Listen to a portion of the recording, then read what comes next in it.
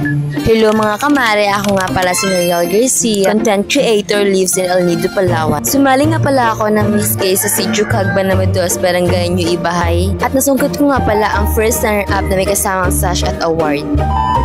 Bago nga kami pumunta sa may Sitio Cagban na Mados, Barangay New Ibahay, ay nagbiyahe na nga kami papunta doon. So bali ang laban pala namin ay kinabukasan, kaya ngayon ay kami ay bumabiyahin na. Dito na nga kami dumaan dahil maganda ang daanan dito. Dahil itong daanan na ito ay walang rough road. Kasi mayroong dalawang daanan na papunta sa Sitio Cagban na Mados na maganda ang daanan pero matagal makarating. At ang isang daanan naman ay lubak-lubak pero mabilis ka dito makarating ang Sitio Cagban na Mados. Karamihan ng dumadaan ng mga tao ay sa kabila dahil para mabilis ang kanilang biyahe patungo sa Cagban na Mados. Dito na nga pala kami sa Barangay Sibaltan at malapit na kami makarating sa Cagban na Mados. Ito nga pala ang aking pinakamagandang handler at pinakamasipag na si Nay Toto de la Cruz. Nakasalubong niya nga pala ang kanyang kakilala at tinawag siya.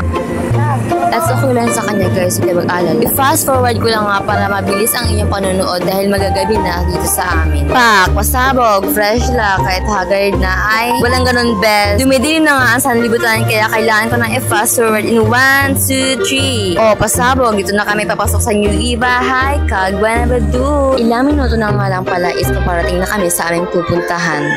A few moments later. Hello mga mari, kagigising ko lang nga pala at nakarating na kami sa aming pupuntahan. So ngayon, niligo na ako at dyan ako maliligo. Kumuha nga pala ako ng sabon at nagmumba na para makaligo na ako ng madalian. Dahil konting oras na ay labanan namin mamaya. I'm very excited na nakakaba.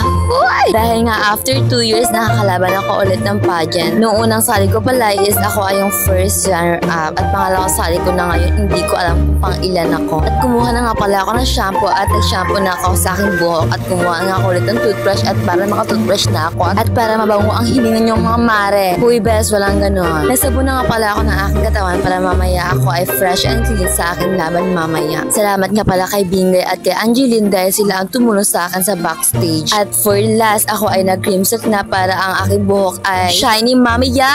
Nagbanlaw na nga pala ako dyan para matapos na ako sa aking pagligo. Naiwanan ko nga pala ang aking cellphone dahil nakalimutan ko na naka-video pala ako. Sa sobrang madali, ayan, naiwan mo na ang iyong cellphone best. Pero binalikan ko lang din agad at kinuha ko na ito. Ayan na nga, tapos na ako magbihis at magligo kaya nagpa-makeup na ako sa aking pinakamagandang nanay na si Nay Toto. Una pala sa akin ay nilinisan ang aking pagmumuka para mamaya malinis na pa sa aking pagmi-makeup. Di ko nga pala na-videohan guys na nilagyan na pala ako ng aking contact lens. Dahil nga nakalimutan kong video dahil nagmamadali si Nay Toto. Dahil marami pa siyang ni-makeupan, hindi lang ako. Inahita niya na pala ang aking kilay para mamaya maganda ang aking kilay. Watch kayo guys kung paano pala ako ni-makeupan ni Nay Toto.